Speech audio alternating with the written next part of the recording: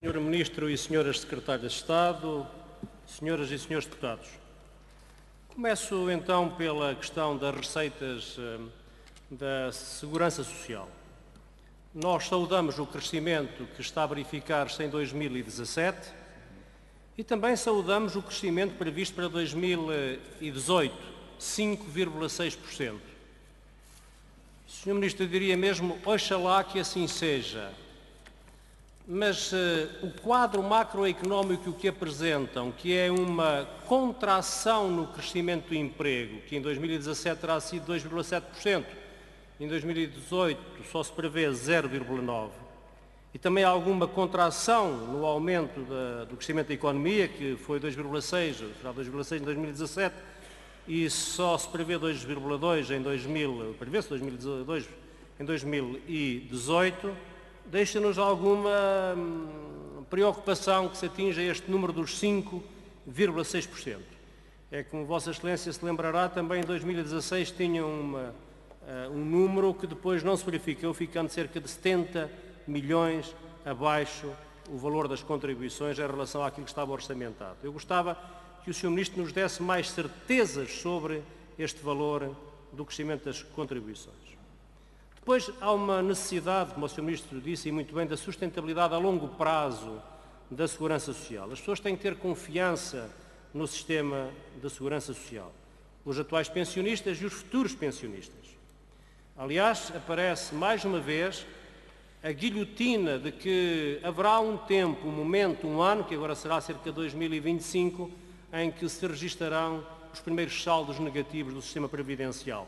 É verdade, tem vindo a melhorar, mas de qualquer maneira não saímos desta espécie de anátema de que pela década de 20, da próxima década de 20, portanto já no virar da esquina, nós teremos uma ruptura no equilíbrio do sistema previdencial da Segurança Social. E depois, como o Sr. Ministro disse e bem, entra o Fundo de Estabilização Financeira da Segurança Social. E eu gostava de concitar a sua atenção para 2 ou 3 aspectos deste fundo, fazendo-lhe algumas perguntas. Para nós o fundo, obviamente, é muito importante, para o Sr. Ministro, para nós, para todos. É realmente muito importante. Porque ele é a garantia do futuro, é a garantia de que depois do sistema previdencial romper, se desequilibrar, este fundo vai dar alento e pagará as pensões, o subsídio de desemprego, ou melhor, as pensões da Segurança Social. Agora, aquilo que nós olhamos para o documento do relatório de sustentabilidade da Segurança Social, e há uma primeira pergunta que nós não entendemos. Era dito no orçamento de 2017 que o valor do fundo era 14.600 milhões de euros. E agora aparece um valor de 16.303 milhões de euros. Isto é, de 2017 para 2018, o Sr. Ministro pode constatar nesse documento, há um aumento do valor do fundo de 1.620 milhões de euros. Nós achamos um valor, era bom que assim fosse, e até gostávamos que tivesse uma explicação, mas verdadeiramente achamos um aumento verdadeiramente excepcional e extraordinário. Depois, nós obviamente gostamos de saber que há a consignação de 70 milhões de euros do Instituto, do IRC, do Imposto das Pessoas Coletivas, para a Segurança Social. Serão 70 milhões.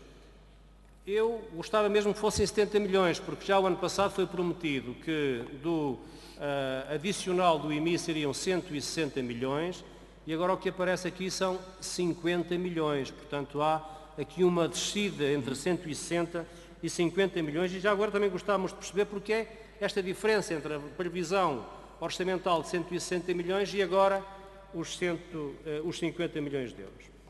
Mas mais importante do que isto tudo para o Fundo de Estabilização Financeira é que este orçamento tem coisas muito interessantes do ponto de vista da Segurança Social, o crescimento económico, o crescimento do emprego, a redução do desemprego ajudam a que isso se faça, mas há do nosso ponto de vista uma falha que o Sr. Ministro poderia explicar, que é aquela que está prevista no artigo 91 da Lei de Base da Segurança Social, que é a transferência para a Segurança Social, para o Fundo de Estabilização Financeira, de 2 a 4 pontos percentuais das cotizações dos trabalhadores por conta de outrem.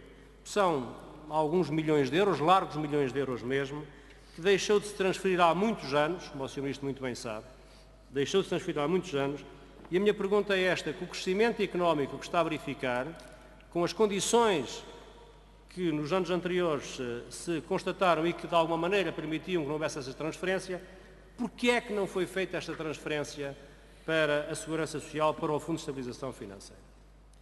Na componente da despesa também tenho que ser seletivo, como o Sr. Ministro foi seletivo, não tenho tempo. Eu queria aqui abordar a questão das pensões, para falar de uma questão que me parece importante, da justiça social do sistema de pensões. O sistema de pensões deve ser um instrumento essencial para a promoção da justiça social.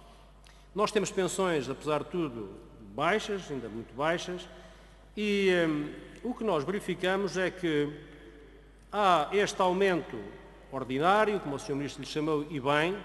Obviamente ficamos muito satisfeitos que assim seja, que se verifique a fórmula prevista na lei para o aumento generalizado das pensões, mas este aumento extraordinário é que nos deixa com algumas perplexidades. Já o ano passado levantámos a primeira, Sr. Ministro, porquê em agosto e não logo em janeiro?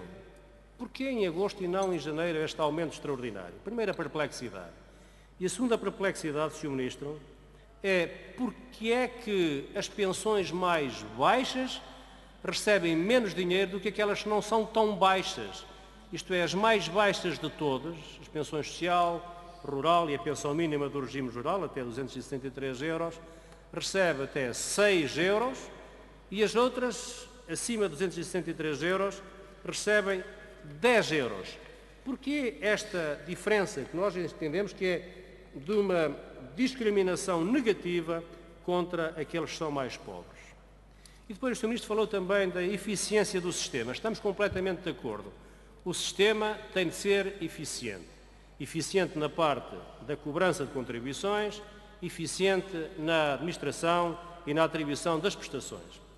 Mas há uma prestação que tem sido realmente algo extraordinário, que é o subsídio de doença. É, como sabe, uma daquelas prestações onde há mais fraude prestacional, há muita no subsídio de doença, e ela exige que seja tratada com rigor. Ora, aquilo que se verifica é que, embora os senhores tenham dito várias vezes no passado que queriam ver reduzido o valor da despesa com subsídio de doença, a verdade é que ela está sempre a aumentar e continuará a aumentar. Aliás, bastava ver, por exemplo, o que está previsto para o Orçamento de 2018, quando comparado com o que estava previsto para o Orçamento de 2016. É um valor de cerca de 170 milhões de euros de diferença, um valor enorme que, no fundo, demonstra bem que há uma manifesta incapacidade, por enquanto, de o Governo ser capaz de, com rigor, administrar esta prestação e dá-la a quem realmente precisa.